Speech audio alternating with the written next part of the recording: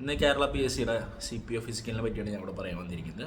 നമുക്ക് ടോട്ടലി 8 ഐറ്റമാണ് പാർട്ടിസിപ്പേറ്റ് ചെയ്യാനുള്ളത്. അതിൽ 5 ഐറ്റം നമ്മൾ പാസ്സാവണം. ഈ 5 ഐറ്റത്തിൻ്റെ ക്വാളിഫിക്കേഷനും 5 ഐറ്റം ഏതൊക്കെയാണ് ഞാൻ അവിടെ വീഡിയോയിൽ ഡീറ്റെയിൽ ആയിട്ട് പറഞ്ഞുതരാം.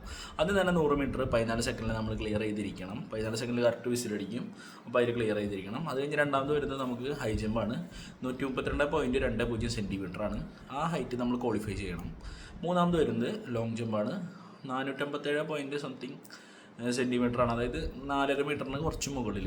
അത് കഴിഞ്ഞിട്ട് വരുന്നത് നമുക്ക് ഷോർട്ട് പുട്ടാണ്. ഏകദേശം 6 മീറ്ററിന് തൊട്ട് മുകളിൽ 609 ആണ് വരുന്നത്. അത് കഴിഞ്ഞ് ബോൾ ത്രോ ആണ്. ബോൾ ത്രോ ആണ് 5ാമത്തെ ആയിട്ട് വരുന്നത്. ബോൾ ത്രോ നമ്മൾ 60 മീറ്ററിന് കൂടുതൽ കുറച്ച് അറിയാനുണ്ട്, 60.9.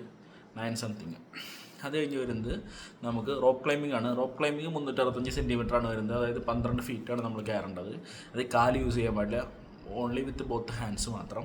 അത് കഴിഞ്ഞിട്ട് പുള്ളപ്പ് ഓർ ചിന്നപ്പ്, അത് നമുക്ക് അങ്ങനെ പുള്ള എങ്ങനെ വേണമെങ്കിലും എടുക്കാം. 8 എണ്ണമാണ് ക്വാളിഫയിങ്. 8 എണ്ണം പ്രോപ്പറായിട്ട് എടുക്കണം.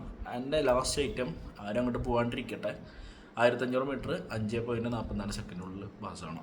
ഇതിൽ ഏറ്റവും കൂടുതൽ ടഫ് വരുന്നത് റോപ്പ് ക്ലൈമ്പിങ്, അതുപോലെ തന്നെ ക്രിക്കറ്റ് ബോൾ ത്രോ ആണ്. ക്രിക്കറ്റ് ബോൾ ത്രോയിലാണ് കുറേ പേര് ഫെയിലാണ് കണ്ടേക്കുന്നത്, കുറേ പേര് അറ്റൻഡ് ചെയ്യാത്തതാണ്.